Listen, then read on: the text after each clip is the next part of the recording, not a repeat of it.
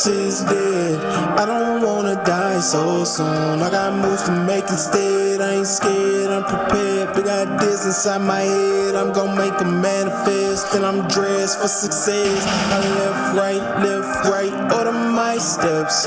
Network, I ain't gotta do it by myself. Who you know, show me who you know. Better let them know we bout to blow. It's time to go, go, go.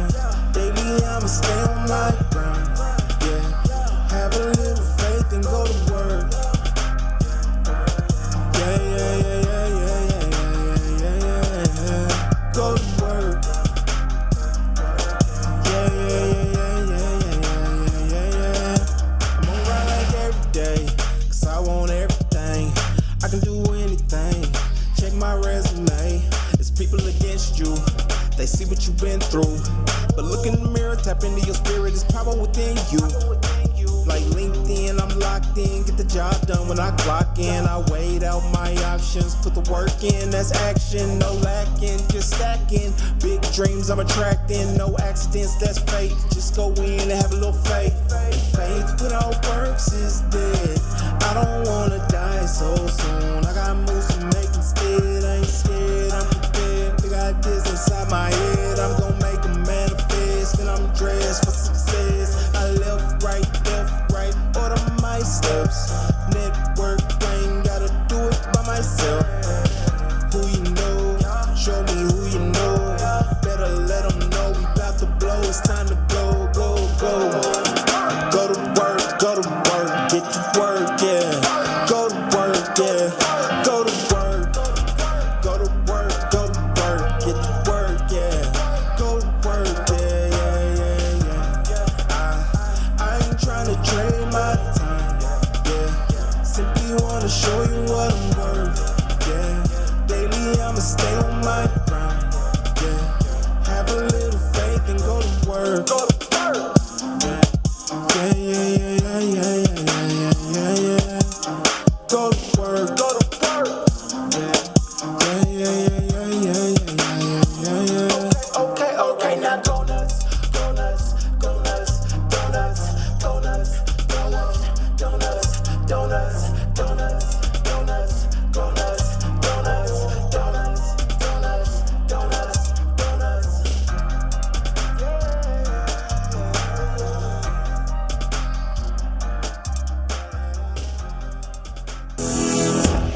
Hey there, I'm Trevor Houston, the creator of the Who You Know Summit, and I'd like to welcome you to the Who You Know Job Networking Show. On our program, we'd like to show you a job search like you've never seen. Everything from getting noticed by employers, how to properly format your resume, and how to network effectively using LinkedIn to drive recruiters to your profile.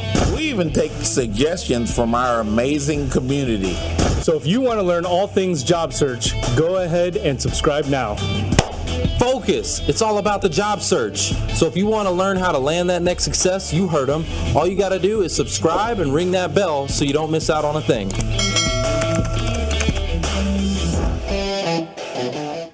Welcome to the Who You Know Job Networking Show, where what you know is important, but who you know? We're here. That's right. Who you know It's makes the all 2-2.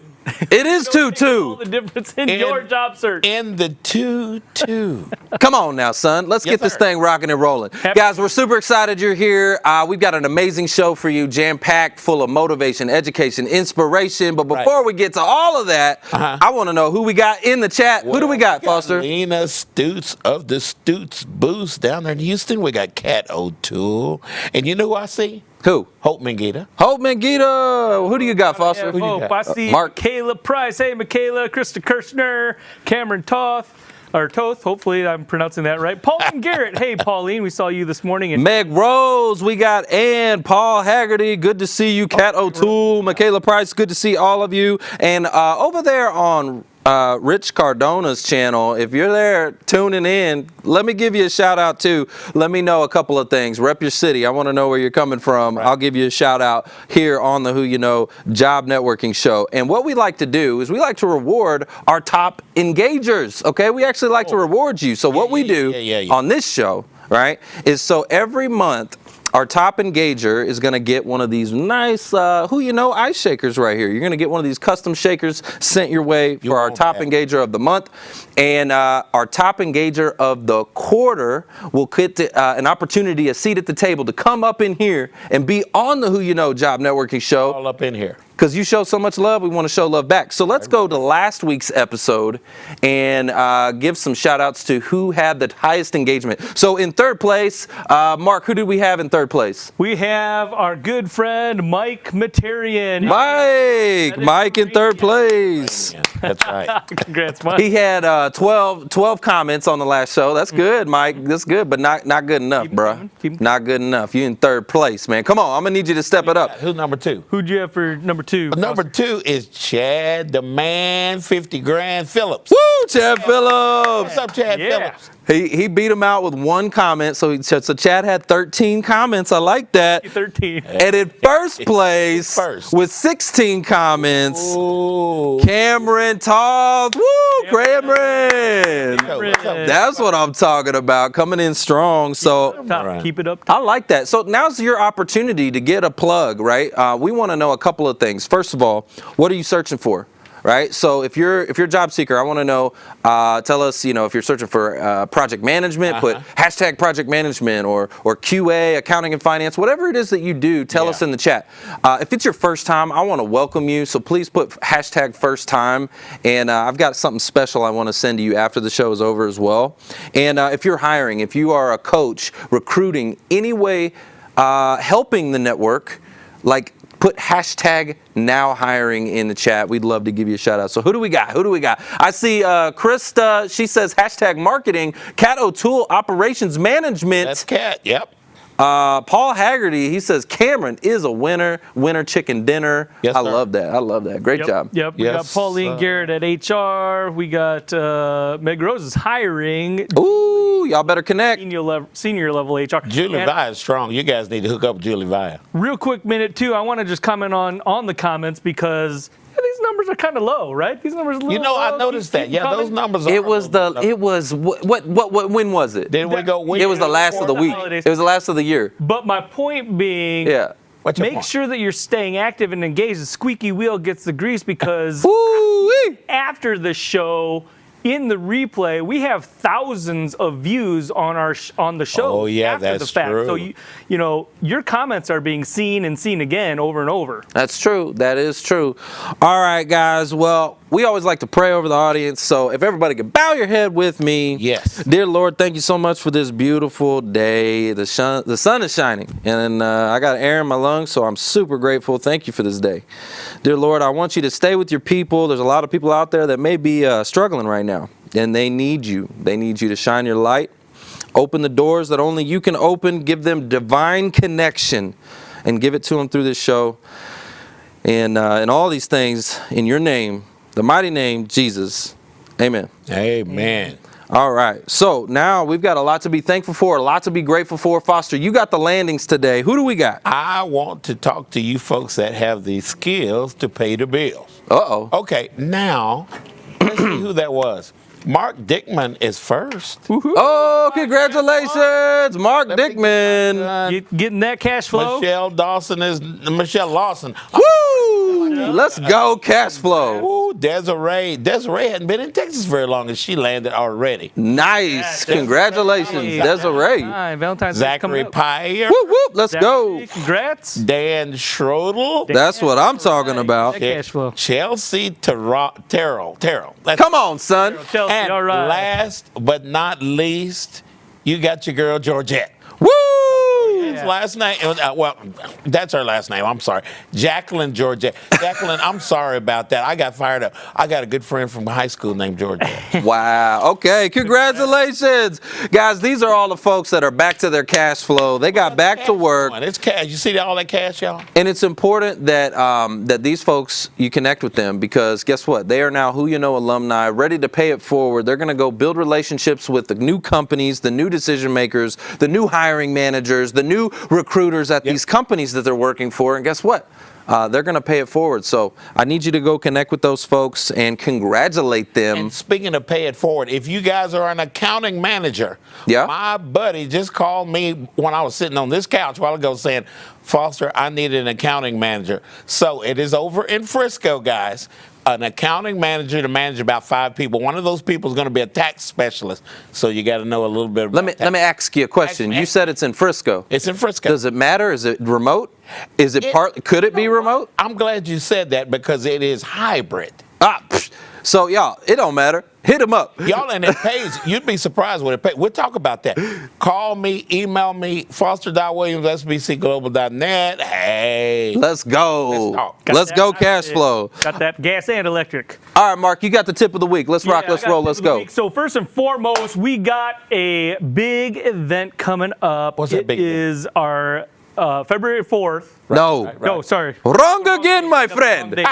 Our 4-year anniversary. Golly, it's on the notes, bro. You got it right there. It is right here. Yeah, 4-year anniversary, 300th episode, our number 300. We have Amberly Lago, and this is what makes it even more special, is that it is going to be live with a studio audience. So yay! What you want to be in the studio audience, we need you to just put in hashtag WYK, Who You Know 300 in the comments. Oh, yeah. And we're going to try and fill a room. Y'all, that's fine. You need to be up here. Protocol. Another tip, though, I have a tip, and I just thought about this because I saw an event coming up, Dallas HR. So if you guys are thinking, hey, where do you want to go to get in front of the recruiters? Well, where are all the recruiters hanging out? HR, the HR networking group. Dallas HR, if you are not here in Dallas or around the country. Is it virtual? Each locality, they do have a virtual hybrid option. Yeah. So they've got an event coming up here in February on the 22nd. So there's no excuses. How about that?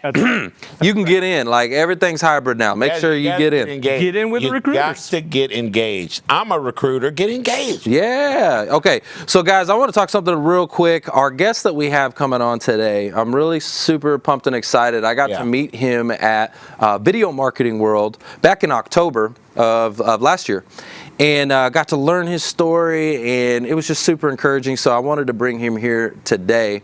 What I thought is interesting, guys, I wanted to share something with you, and we'll get to that in a second.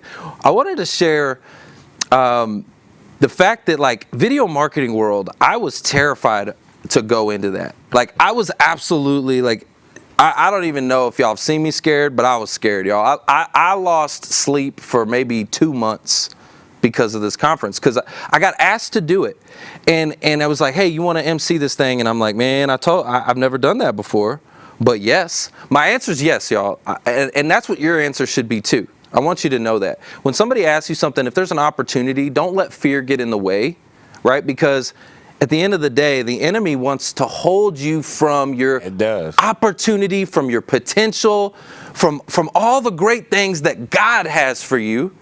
The enemy wants to use fear to keep you from it. And so I was afraid. I was terrified, right?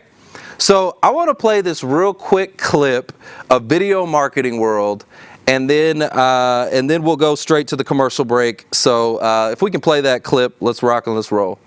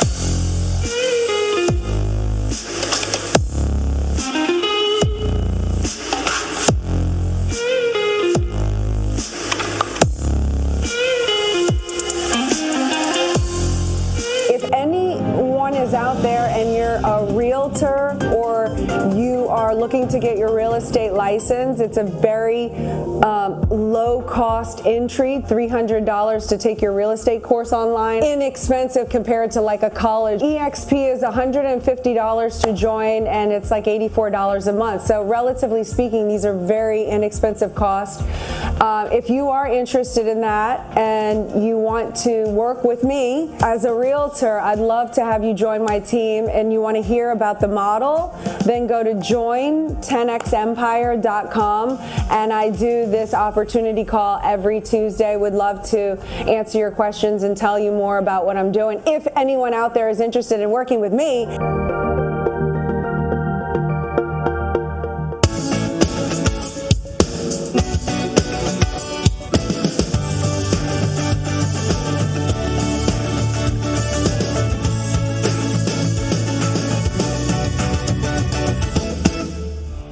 Hey, Trevor Houston here, and if you're looking for connections to opportunities, free seminars and workshops, to the knowledge and tools you need, and individualized one-on-one coaching for solid plans and solutions, Career and Financial Services is here for you, with a holistic approach to educate, empower, and guide you to achieve your desired future.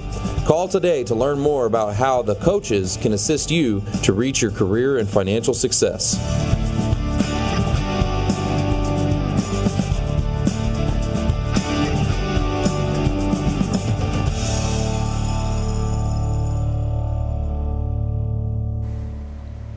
Welcome back to the Who You Know Job Networking Show, where what you know is important, but it's who you know. Who you know. You know makes all the difference in your job. This is the Mark thing here. Yeah. It definitely does, guys. Let me tell you who I know. I got this guy. I met him at Video Marketing World. This super cool dude. I got to hear his story.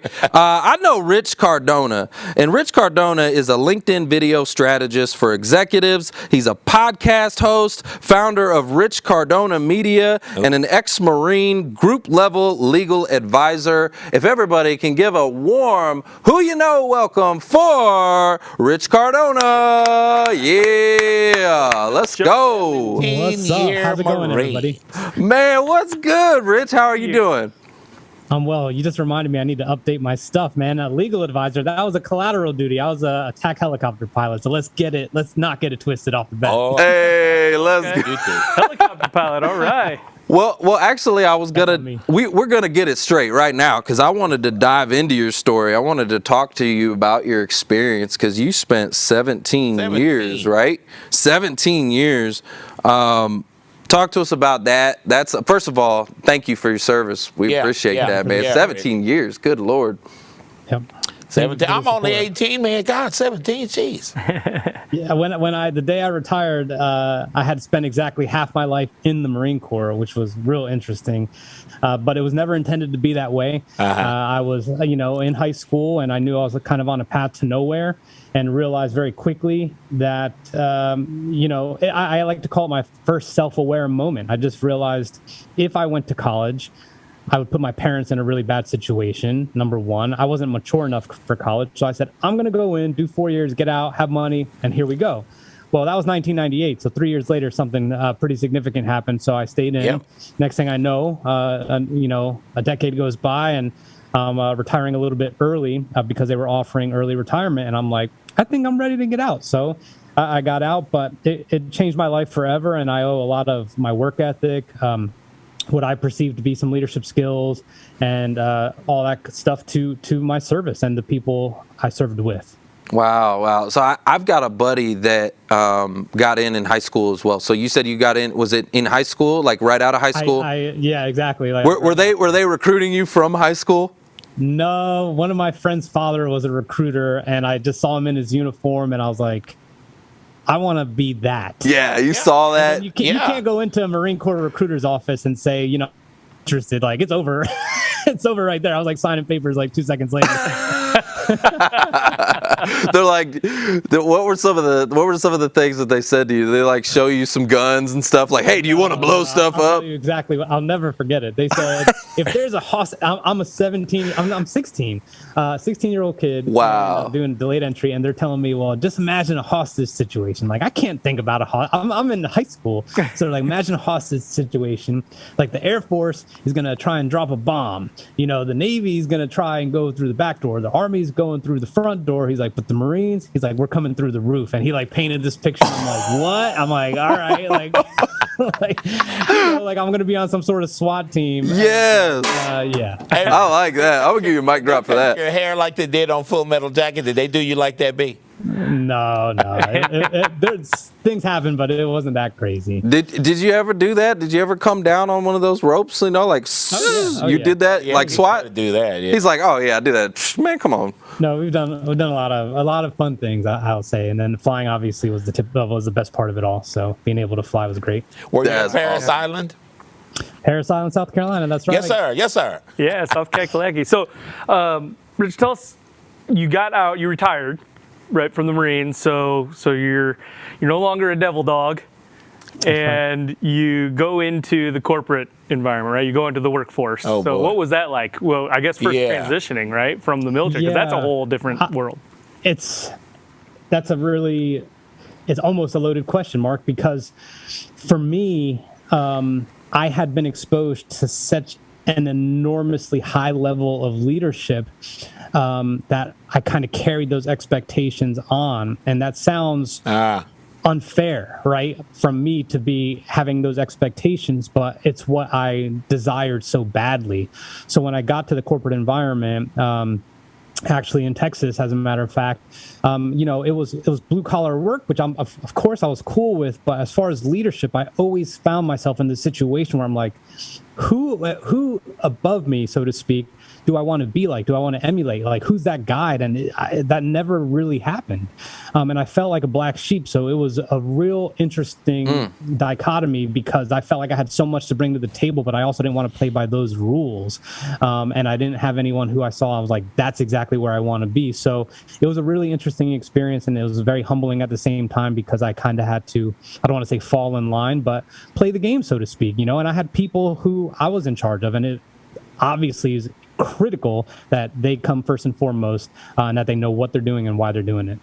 Wow. So I also know that, like Mark was saying too, the transition from even just getting into corporate America. Did you have any challenges? Because I know a lot of folks. There's programs for that, even because of there's like the translation of skills, even like the way that they talk about it, the verbiage. It's like a different way of speaking. Military jargon. Military jargon versus and like, but explaining that, hey, no, I am a project manager. Hey, no, like I do, right? I've done that. Like, but explaining that to the corporate America can be challenging. Did you have that challenge? Yeah, I mean, here's. Let me tell you this. This is the most unbelievable moment for me.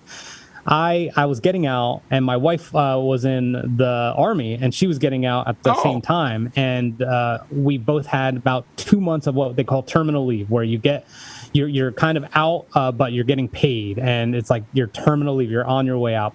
So we had 2 months off. So we went to Europe. And before we went to Europe, I'm like applying to all these jobs. I'm in the middle of getting my MBA. And I'm like, I will never get this opportunity again. So I'm going to go take this time. I was applying. I was doing everything. And I was like, I'm getting an MBA. I have 17 years in the Marine Corps. I flew a $24 million aircraft, like all these things.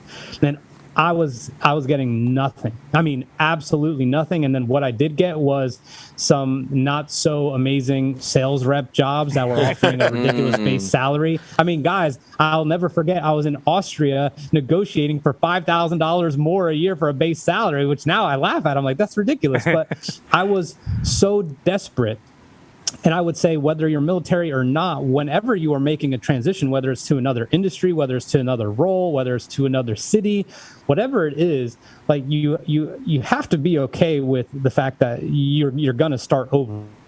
Like you have to start over. You have to demonstrate. Like no one from the Navy could just come to the Marine Corps and be like, "I got this." Like that's not how it works. That's golden right there. That is. Reach the mics. So if I could go back, I would have. I mean, maybe there's some things that would have been done differently, but job jumping and changing and trying to codify an environment that works for you is critical. But at the same time, like you have to understand that there's just going to be a runway for it. Like you can't rest on the laurels of what you have done. It's just a different game. So, okay, now you did get in though. You got into corporate America. Like you spent some time at Amazon, right? Like how did that transition happen? And then talk us through, your journey and where you came from there. Yeah. So I got that job. I will tell you this. I went through the interviews very, very fast, and I was floored at how fast they moved and how quickly I got the offer. And that's not kind of me patting myself on the back, but I had to think entrepreneurially, and that sounds crazy, but I'll never forget. No. Like it doesn't sound crazy on this show. Hold on, I want to dive into that. So you had to think entrepreneurially. Yeah. So like, what was that mindset? What were some things you did differently? I really want to dive into that for a second. Absolutely. I'm going to tell you exactly what I did. So I used a Marine Corps kind of, it's called an operations order. I kind of used a skeleton for the answer. And trust me, I did not know this question was coming. So the question was simply this, like, if you were to start a business, in your town or wherever, like what would you do? How would you start? And I'm just like, oh, wow. Like this isn't about like their core values. This is not about managing people. These are not behavioral questions. This is literally like, what's your business acumen? And I'm like, well, damn, I've been in the Marine Corps for a while. So that's a little bit challenging, but it's called 𝙒𝙤, which is like orientation, situation, mission, execution, admin, and then command and signal. So I'm going to break that down really quickly. Orientation. So I said I would look for, a very desirable part of the town where I knew there was going to be a lot of foot traffic, where I knew there was going to be a lot of this traffic. And I would look at, let's say I was going to open a coffee shop. Like, am I around a place where it's easily accessible for people who want caffeine? Like I said, something like that.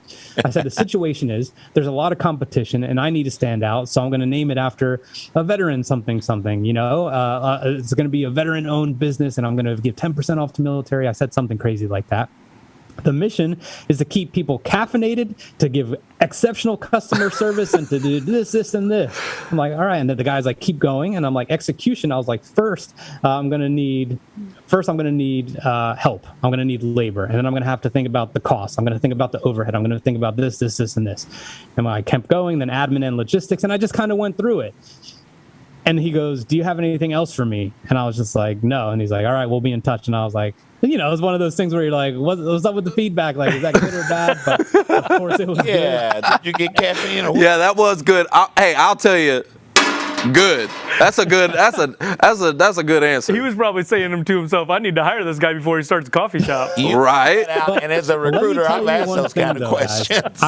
Like Foster, Mark, Trevor, I want to tell you one thing I took away from this though, and it stuck with me, but when I ended up leaving later on, was I did not detect in any way, shape, or form that anyone that was interviewing me was charismatic about the position they were holding. And that should be an eye-opener when you're interviewing in the process, right? Like, And as an entrepreneur now, it's so easy for me to think of how I would approach a traditional job. And let me explain what I mean. If Mark was interviewing me, I would immediately try and figure out what Mark's pressing issues are in his role. And if I could solve and even speculate on how I could potentially solve the problem he has with my skills and my talent to make his job easier, I'm gonna get out there for his people. Game over. He's gonna hire me. That speaks that's to a mic drop combo. Yeah, that's a mic drop combo. So Rich, that's on the real. That speaks to not only the problem that you're solving with the job description itself, Okay, so again, if it's a project management role or an HR role, right? You have that job description. You're solving a problem with just that. But you're saying even your interviewer, if you can dig a little deeper as to what problems they have in their day-to-day, and you can speak to that, how you could solve their problems, they're like, oh, get this guy in here as soon as possible. Yeah. And as a recruiter, I don't want to tell you guys how long I've been recruiting. I'm not going to tell you that, Rich. But you know what? You're the job father. It's been a long time. Yeah, I am the job father right now. But it's not about the candidate. It's about the company. Yeah. We have to remember that. I cancel job seekers all over the world outside the United States. And, I have to remind those guys, from what I'm hearing, I have to remind those guys, hey, what are you here for? What are we here to talk about? The company has a problem. He don't want to hear about your problem. Your problem ain't got nothing to do with his problem.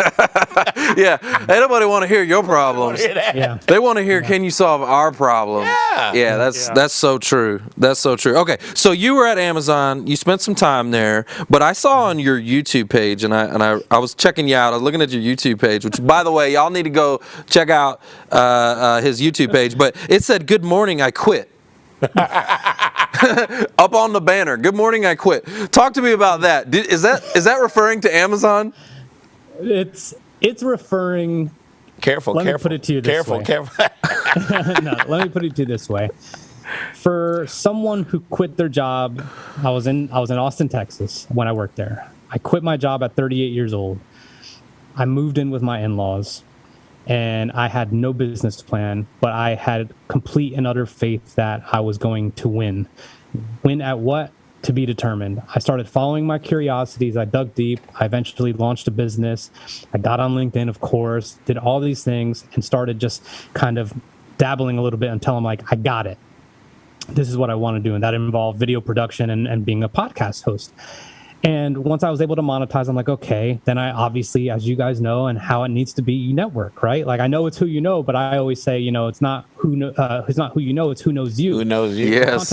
Content creation became a big deal. Like, how many people know you without you having to reach out to them? Like, do you show up on people's news feeds? Are you interviewing prominent people like you guys do? And all these different things. So the transition. So Good Morning, I Quit was kind of like a rallying call. Like, now 3 years into it, of being like, if you are miserable, if you wake up every Sunday, or wake up Monday morning and are just dreading it, if you are driving to work Thursday morning and are asking yourself, is this it? Then let me be the guy to explain to you that it is possible, that you can foster and create what it is that you want. Now, I'm not trying to tell people to quit necessarily. Like, there's great jobs out there, and the traditional workforce is for many, many people. But if you feel like there is this untapped potential, I wanted to be the guy to help you realize, like, it's real. Like, it can happen, and I'm a lot better for it. I love that, That's man. funny right there. I love it because, I was talking about this earlier about your potential, right? And the enemy wants to keep you from your potential, and God wants to help you realize it, right? And so, I know a lot of people, they have dreams, right? Like, when did we stop dreaming, right? When did you stop dreaming? For the audience, when did you stop dreaming? I'm pretty sure when you were dreaming as a kid, like, there were some big things that you wanted to go do, some big things you wanted to go tackle. Those dreams came from God. Those did not come from the enemy. I agree with that. Those dreams, that vision, what you had, right, that came from God. And so I love what you're saying. Now, again, on the flip side of that, not everybody's meant to be an entrepreneur and a business owner and all of that. Like, it's not cut out for everyone, but, right, it is for a lot of you. And the enemy wants to tell you it's not. That's the flip side. And you have to decide that for yourself. You have to figure out, okay, is this real or is it not? Like, you're going to have to make that call, but... I want to make a point. I wish I thought like this back then, but when I was at Amazon, for example, this is for anyone who's in a job right now or anyone who's interviewing for a job or looking for a job. If you are able to position yourself mindset-wise to treat it as if you were paying those people with your money, you are going to be a very different person. Like, you have to act like this is my company. Yes. Would I pay them for the work they did, or would I give them feedback if this was my money? Not the company's money. If this were coming out of my pocket, how would you look at it? Would you look at a P&L statement? would you want to have relationships with the people upstream and downstream from you? There's so many things I wish I could have done better, and I did things really well, but that's a different story, and people are going, you will stand out. And it doesn't mean you need to be an entrepreneur per se, but if you think like that, that's going to just help you understand and elevate your business acumen a lot. I'm gonna give you another one. Like all the way around. Like think about, okay, so same thing. When I was in the auto industry, I kicked myself because I didn't take it as if I owned the business, right? I didn't. If I did, I would have, like, I was already crushing it, but I would have crushed it 10x that if I would have took ownership as if it was my own business and my own, right? Like, I know I would have done 10 times better. And when those opportunities opened up, they would have opened up for me. Now, thank goodness that the timing wasn't right and that those doors were not for me, because that actually was a blessing in disguise. But I totally agree with what you're saying. I think that the job seekers, you'll get promotion, you'll get elevation, you will be, you know, imagine it's your own business. Wherever you go work, do the best job you can. One point to that, people will be more inclined to give you unsolicited help, you know, to educate you on, like, hey, come here for a second. Like, this is what happens in the meetings I go to. Like, you're not going to have to seek out more information because they're going to see you want it.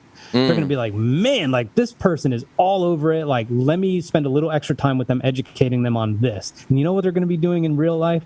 They're going to be giving you things that you can do to take off their plate, which brings us all the way back to the interview, right? Well, what can you do to help that person? Those people who directly supervise you, they're going to want to elevate you, because any real good leader, in my opinion, should try to get the people who they're working with to take their job, and I should be able to take the next person's job, right? Like, in a good way. I've got a question, because like you were talking about with your story in the auto industry, like Rich, with your experience, there are a lot of people that they're negative, right? Their inclination is, there's glass half empty, glass half full, right? Yeah. And so there's a lot of people that, and this might have been you, Trevor, right? In the auto industry, where you were at point in time, you were thinking, why isn't this happening? Because I know you were wanting to go into management. And you're like, why isn't this happening? Why isn't this happening? It was really all about you and from a more, probably not completely negative, but from a more negative approach, versus what you're saying, Rich, which is, how can I? That's what I'm saying. If I would have took ownership of it, right?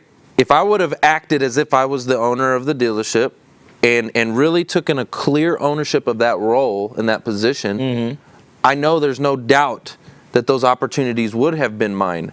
That's what I said. They would have been mine. But I took it a different route. I was the best. I was the top performer. I was crushing it. And they passed me up and I got negative. And I said, how could you? And I said, are you kidding me? This is ridiculous. And that's why I didn't get the opportunity. Right? Rich, I've got a twist on this to throw your way. Thank God I didn't, though. You know what? I didn't want to move into management. I was doing good. I was recruiting. I had this thing figured out. I thought I did. And I didn't want to move into management. But you know what? Because I did exactly what you're talking about. I took ownership of where I was. They promoted me. Next thing I know, oh my God, how did I get to this lofty level? Next thing you know, I'm on airplanes and they're like, everybody else across the country needs to talk to Foster. I'm like, oh my God. And then I had fun. Oh, it was so fun. Verizon, I love you to this day. I love you. Did me right.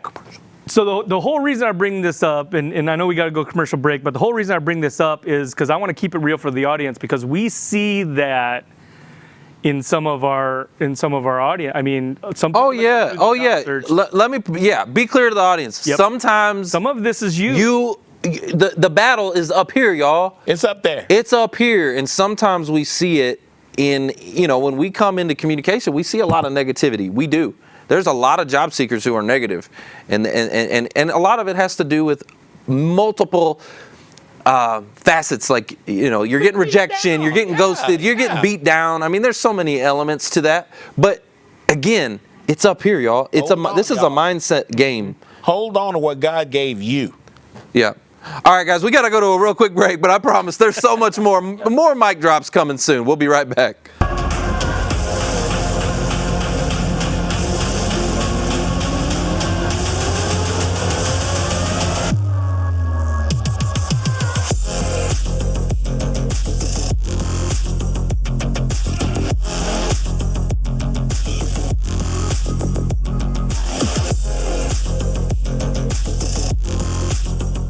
Hey guys, come work for the most innovative company in the world, 10X Incubator. We're launching 10,000, listen to me, 10,000 tech companies in 10 years.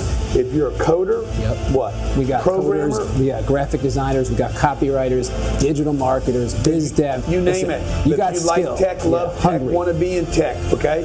We don't actually require that you get the jab here either. Just so you know, if you want it, good. If you don't want it, no problem. We are hiring.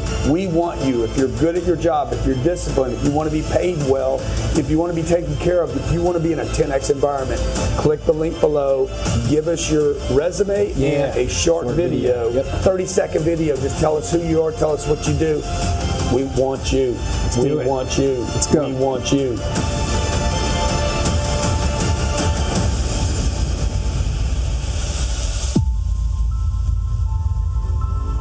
You know you have something unique to offer your next employer, whether it's your experience or your work ethic or your passion or your personality. But how do you stand out from the crowd when you're stuck sending plain text emails that lack personality, lack humanity, and worst of all, look like every other email in the inbox? Job seekers just like you are discovering how easy it is to put their humanity back into their communication and back into their job search with BombBomb Video.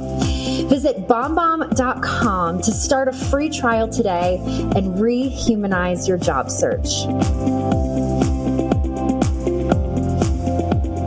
I landed a job because I took from these groups and from this program what I could to apply into my life and into my job searching. I want to give a huge shout out to the Who You Know gang. You guys are amazing. You know, during a really tough time of my life and a lot of others, everyone was losing their job during the pandemic, and the folks at the Who You Know show and Who You Know, Foster, Mark, Trevor, and the whole gang really swooped in to kind of save the day. I've started the 12-week program that you guys are putting together, and the wealth of information that you guys have provided completely revolutionized and transformed my knowledge and what I know I need to do to get my next career.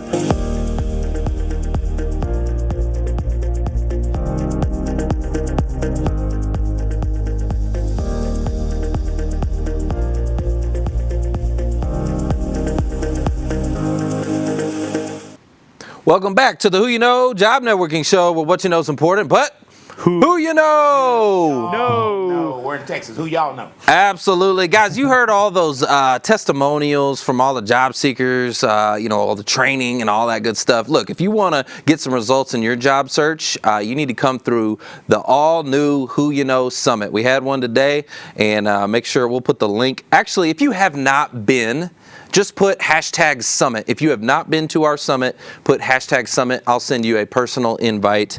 But guys, we're back. We've been learning from Rich Cardona. We're talking about, how just to overcome. I love your story and I love what you're doing. So let's dive a little bit deeper about LinkedIn, because you're also a LinkedIn specialist. So how did you get into LinkedIn? Where did you start, and how did you learn how to really optimize your profile and use it as a tool to bring you visibility? How did you, when did all that come about? Right when I had that, when I was looking for jobs, I started using it. Then when I was at Amazon, I started doing what I consider a cardinal sin. I just tried to connect with as many people in Amazon, which was kind of ridiculous. After I quit, though, is when I really, really started taking it seriously, because I was very unsure if anything I was going to do was going to work to an extent. So I wanted a security blanket. So I looked at LinkedIn the way a lot of people used to look at it, which is like it's just a place where people get hired or people are hiring. And as I went on, I started realizing, just create content. Then I started adding I think it was like 1,000 connections a month for the first 10 months. And I was like, wow, this platform's crazy. Wow. I didn't know anything about Instagram or anything like that. So it started going really well. And I was at a video marketing conference where a gentleman approached me. He's like, dude, I see you everywhere. He's like, can you do what you do for me? And then it started. And then I started doing kind of video production and then LinkedIn for other people. So, what I started to realize very quickly was that business owners, CEOs, CMOs, like all these people need to be visible. And Trevor, I know we've talked about it at Video Marketing World, but personal branding, you know, those situations that we were talking about, if the way you respond when you don't get that promotion, the way you respond when you're unhappy where you're working, like that sticks, because that's a personal brand. You could leave any job, but your personal brand stays intact. So what kind of content are you creating? What kind of value are you providing the marketplace out there? So what I focused on was helping other people leverage that platform to demonstrate their expertise, to get in front of people with video, and to just make really fire content. So that's what I did. And then, you know, I did that for a couple of years. I pivoted a little bit recently, but that's what I did, and that's what I love to do. Well, I gave you a mic drop because what you said about your response, right? Yeah. And not only just your response, guys, I want you to hear this, not only just your response, like when you're leaving a company or they're not promoting you, or how you're feeling about it and things like that, but also like think about your response when you get a negative, when you get a rejection in an interview, right? Like you go through a 5 round of interviews, and then all of a sudden you get the, you're the runner-up. Right, you get that. What's your response? You know, that's a good point, and that sticks. Yeah. So you know how hard that is to actually like prepare to not get it. I mean, just imagine being at the Oscars and the cameras are on all 4 of us, and then like Foster gets the award, and then like I'm like, man, like, you know, like you have to imagine that old looking dude at you. But they're studying what happens, and even though you may never see them again, that doesn't mean that they don't have a connection at another company that's like, Trevor, like we can't hire this dude. Now that's networking there, buddy. That's networking. So you have to look at it in those. And let me tell you one thing I'll never forget. And I have to tell this story, but I had this incredible associate who they're like, Rich, can we borrow him? Rich, I'm like, man, like I was like, he's on my team. Like, come on, like he helps with the culture. And then everyone was borrowing him from me. He made a safety violation, and you know, in a robotics storage facility, that's a really big deal. Like, it wasn't the end of the world, you know, to anyone on the outside, but internally, like, it's a really big deal. Well, he had told me he always wanted to get into the Marine Corps and all this other stuff, and I'm like, you have a bright future ahead of you, you know, like blah blah blah. Well, anyway, he got fired. I had to fire him. We did the paperwork, and I was like, come with me. So we go into an office, and I call the local recruiter. I'm like, you guys need to hear this. And then I talked to the staff sergeant, and then they had a meeting. I believe he's in the Marine Corps right now today. But like, he had one barrier, and it was something about some student loans that needed forgiveness, or I don't know what. But I was like, that's going to be my personal brand, man. Like, I understand it was a technicality, but like, I have the potential to help him achieve something he's wanted to do in life, and I don't think he'll forget it. And that's the kind of thing that we're looking for. Like, even in negative situations, like what is, I don't like to say silver lining, but what is a positive? Can you transfer it into a positive byproduct? And if the answer is yes, it's your duty to do something about it, and that's what we should do. Woo!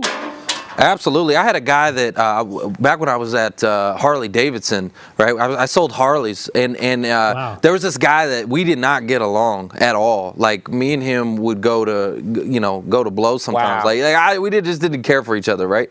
But I was also 20 years old. Okay, I was a little punk kid. Like, I was 20, and so anyway, we didn't like each other. But then life goes on, and years later. Like, I'm now in financial services, and he was at Chase Bank, and he was doing financial services, and I was like, hey man, you're like a caged lion over here. Like, you're just in this box, you're at Chase Bank, like in this box. I'm like, I know what you're capable of. You need to come out and, come into my realm where you own your own business, entrepreneurship. And I was able to help him with that transition. Oh, wow. And anyway, but I didn't like him when we were 20. Yes. Right? But I still wanted to help him. So you just never know. Yeah. Does that make sense? Like, game recognized game, man. Come on. Like, that's just the way it is. That's good call. Even though you didn't like him. That's very true. He beat me many times at Harley Davidson. Like, maybe that's why I didn't like him. Well, Rich, I want to hear more about like your LinkedIn experience, because you've gone on to be able to help people optimize. You've optimized. So So I guess a couple questions. How important is optimization, right? And as far as the work that's brought on, because you've also helped with Claude Silver and Gary Vee, right? Yeah. So I want to hear more about that and how that has helped you grow. Yeah, I think the biggest takeaway from when I was kind of entering this world was, why are so many people in the shadows, right? Like, why are they people consuming the content, but why are they forgetting that they have like massive value to bring, right? Like Claude's a prime example. I'm like, Claude, like, let's go, come on. And some of the other leaders over at VaynerMedia. And I took it upon myself to try and I was doing free work. And by the way, like, if you're an entrepreneur or freelancer, like, I'm telling you, don't listen to anyone who's like, oh, free work makes you look cheap. Like, if you're just trying to get your reps in, like, people don't forget. Okay. So to answer the question a little bit more fully, when I basically convinced these people that their voice needed to be heard. How many chief heart officers do you know? You don't. You don't. So even though Gary has content for the next 3 centuries, Claude didn't have anything for next week. So it's like, why don't we solve that problem? Okay. When I worked with Jocko Willink for 6 months, the Navy SEAL best-selling author, it's like, dude, Facebook game strong. Instagram game strong. LinkedIn, like crickets. Like, dude, you have 1.2 million followers on Instagram. You have 77,000 followers on LinkedIn. Why don't we fix this? Yeah. You know what I'm saying? So it just became so evident to me that people weren't leveraging a platform where much of their target audience and the people they desired to help were living. So it's like, let's fix that. And that was it. I mean, it was so easy for me to just be like, oh, I can't wait to help. And like, let me call people, let me connect people and all this stuff. And then here we are. There you go. Yeah. How can I? Now, this won't surprise you guys that this comes from the Job Father. I love LinkedIn. I love Facebook. I love the platforms that connect us as people, right? But let's go past the tool. What do you do once you make those connections? That's where those jobs come from, guys. Well, that's a great point, Foster. So, okay, Rich, let's talk about that for a second. Yeah. You get somebody's profile optimized, right? It's looking good. You got the banners and all the good flash, and it looks tight. And the market, the content is targeted to get their target market, target audience, and it's perfect, right? You get it all optimized. And they start getting conversations and DMs and people are starting to come to them. What would you do next? What's the next step? Okay, I love this question. I like to do what's called collect the dots, then connect the dots. Oh, my number one goal. Booyah! Well, hold on. Let's hear what it says first. Let's see what it is. Hold on. We love it already. It sounds good, doesn't it? It's worth it. My number one goal should not be to see what I can get out of the relationship, but be like, do I know anyone who can be talking to Trevor right now? Do I know anyone who needs to be talking to the Job Father right now? Do I know anyone who Mark could help right now that's in my network? If you think about it like that, then all of a sudden, I believe you start to retain, what you're learning about people as you're connecting with them and what they said in their messages and what they're posting about. And then it's just like, boom. It's like, oh, let me connect them with people. Always remember who's responsible for connecting them. Always. Like, I truly believe that. Now, if you're able to do that, if you can stomach that and make that part of your overall strategy, then what happens with you is you're going to get some of that visibility we talked about, right? Like, who isn't, who but it's like, who knows you? Well, oh, dude, Rich, he does this. I mean, I love the DMs I get when it's like a group. Initially I'm like kind of annoyed. I'm like, why are there 2 people in this DM? And it's an introduction. Yeah. It's Trevor saying, hey, Mark's looking to start a podcast this year. Like, I told him you're the guy. I've been watching your content, and then that's it. But anyway, the point is collect the dots, then connect the dots. I think that's the best approach you can do because it forces you to be unselfish. And then all of a sudden, like, what you're trying to manifest comes back full circle. 100%. So I love that. So you got into LinkedIn. You started your own business. By the way, if we can pull up his website in the feed, that'd be a great. So it's richcardonamedia.com. You started your media company. You're helping people become visible, right? And then and podcasting. So what happened first? Well, was it the chicken or the egg? Was it your media company, then podcasting? Because you have a top 25 podcast. Guys, he has a top 25 podcasts. Yeah. Oh, dude, you in the top 25? Yeah, crushing it. Yeah. So the Leadership Locker was the podcast that I kind of started simultaneously when I started the company. And my goal initially was to just help transitioning service members realize that entrepreneurship was possible, kind of like I alluded to earlier. So what that required of me was not only just kind of sharing and documenting my journey, so to speak, but interviewing very, very high-level entrepreneurs. So, of course, like Shay Roadbottom, Gary Vee, Andy Frisella, Patrick Bet-David, like really, really big names.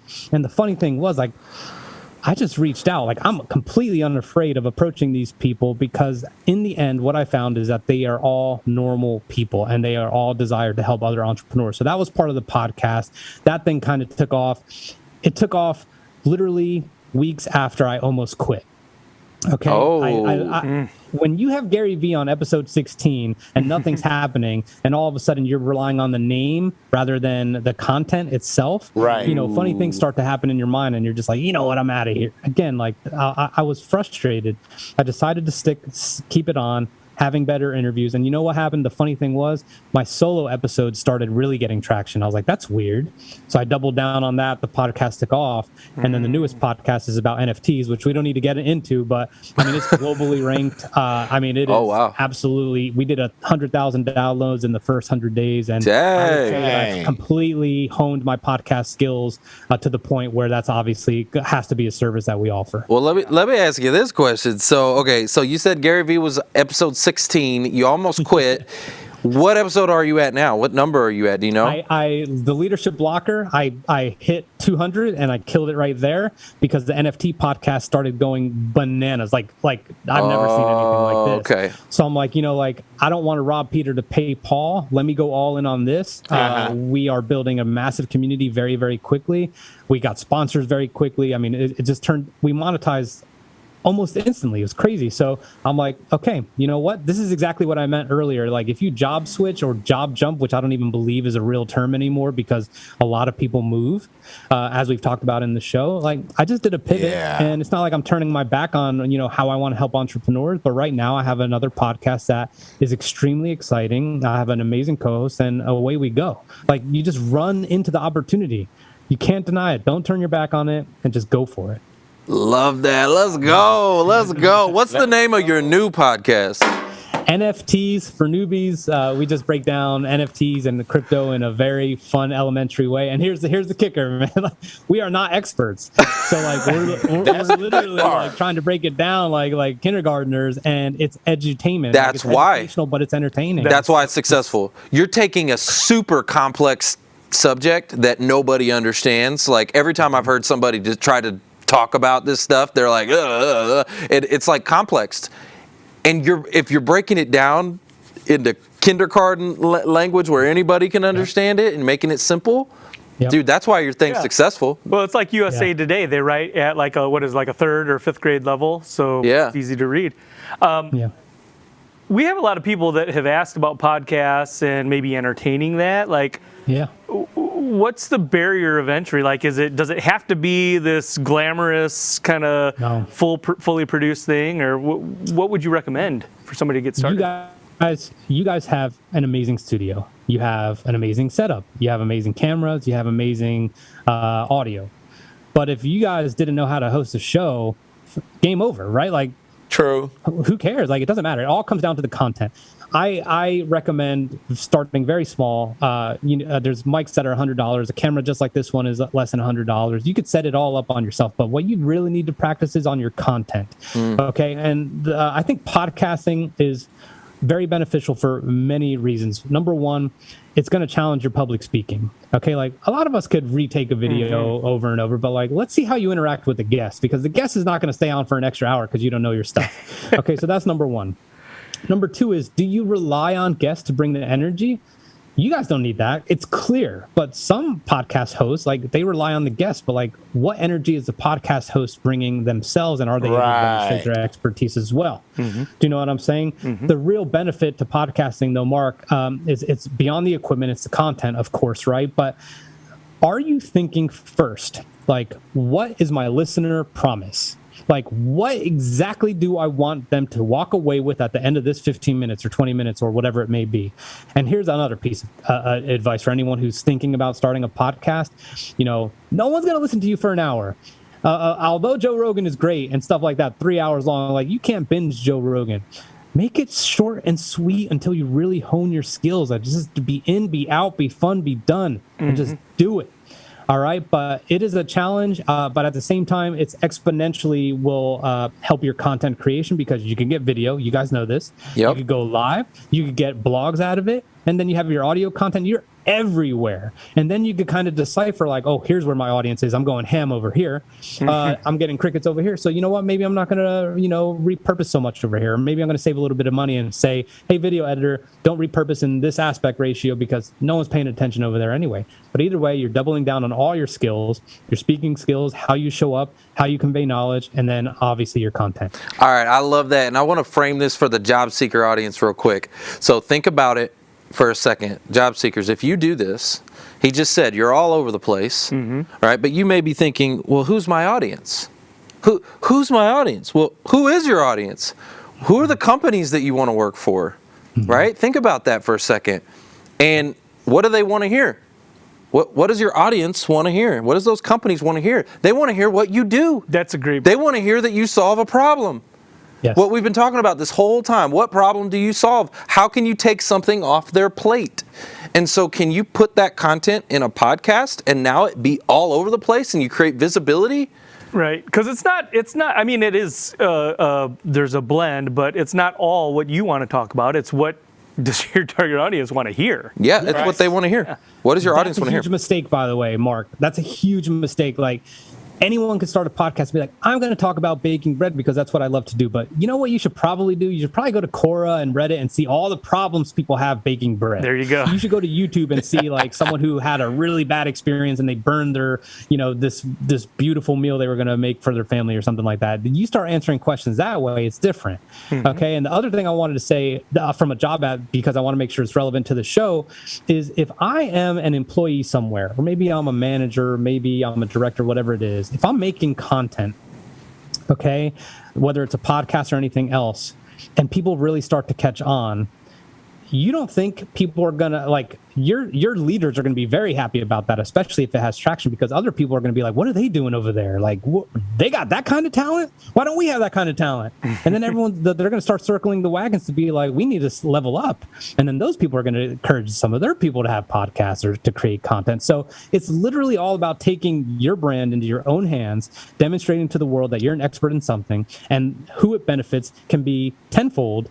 But as long as you're doing it, you're just going to continue to grow and enhance your business acumen. Love it. Boom. Man, we've had just a billion mic drops. Y'all see all these? Y'all see all these mic drops? Look, used our whole package of mics today. Yeah, so we got a whole package of mics, and we need to give some stuff away. So let's go to the audience real quick. So we're talking about the audience, we're saying, what do the audience want to hear? So how about this, actually? Rate this episode right now. I want you to rate this episode. Scale of 1 to 10. 10 is like, this is fire. Rich is thebomb.com. Or like 1 is like, Rich, you've just been canceled. Bro, you've been canceled. Rich, no, I want 1 to 10. Tell me in the chat. And while we're waiting, I'm going to give some shout outs. I got Mitch Jacobs, Meg Rose, Hope Megita, Maher, good to see you. We got Jason Hopper, Paul Haggerty. Love y'all. Y'all are amazing. O2. So I'm getting 10s coming in. I got Michaela Price. She says 10. Meg Rose with a 7? Meg. Meg Rose is real smart, man. It's past Meg Rose. Hope says 100. We got a couple 7s coming in, but we got some 10s. We got Cameron with a 10, Crystal with a 10, Fire. We got another 10. So I love that. That's amazing. Well, here I'm gonna take those 7s up just a notch. Okay. Here's what we're gonna do. So, because come on, Rich, we can't have 7s in here. Listen. No. Tell me what you need from me. Tell me what you need from me, guys. Well, Where did I not deliver? No. I like that feedback. Hey. Number 1. Feedback. I love that. So give Rich some feedback. Actually, how about this? 100%. Rich has got something for the audience. Okay, so for the audience to turn those 7s into 10s. Okay. We're going to be giving some stuff out. So you've got a free personal branding guide, which I know is going to help each and every one of these people in the audience. So how are they going to get that guide, Rich? We decided they needed to DM you, or what did you want them to do? Yes. Please DM me on LinkedIn. You could just DM me, the number 7, and I'll know exactly what you're talking about. Yes. DM me, and what I want to do for all of you is anyone who's interested, I'll give you a 22-page personal branding guide.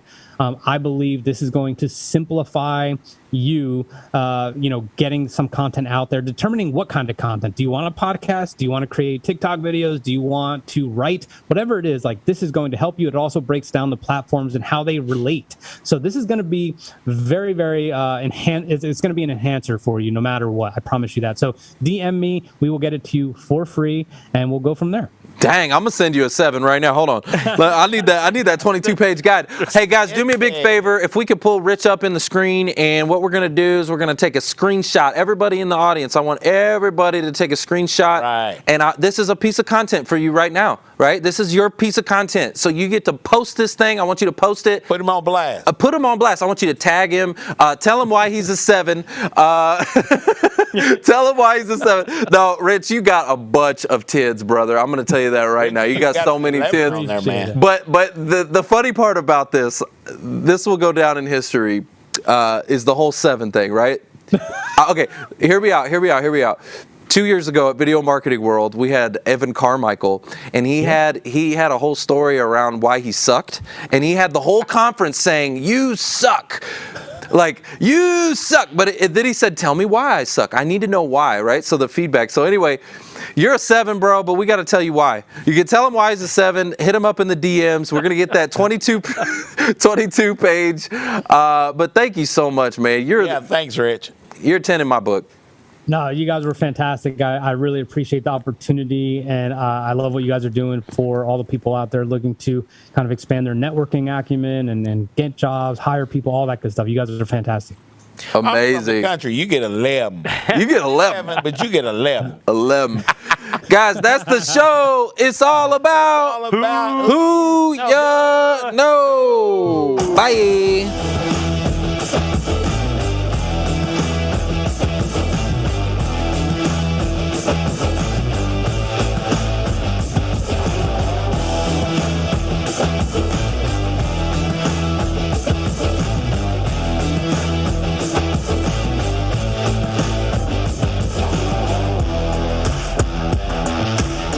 Trevor Houston here, and I want to thank you for tuning in to the Who You Know Job Networking Show. We hope you've been inspired, encouraged, educated, and entertained all at the same time. For information on our different events, workshops, partners, or partnership opportunities available, check out whoyouknow.show for more details. And be on the lookout for our new mobile app. You never know how this show can help someone you know? And if we've made an impact or put a smile on your face today, don't forget to hit that share button on your way out. Until next week, it's all about who you know. Bye.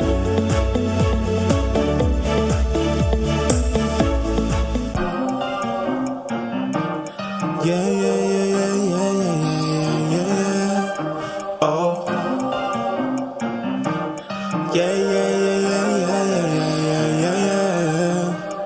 Faith without works is dead. I don't wanna die so soon. I got moves to make instead. I ain't scared, I'm prepared. Big ideas inside my head. I'm gonna make them manifest. And I'm dressed for success. I left, right,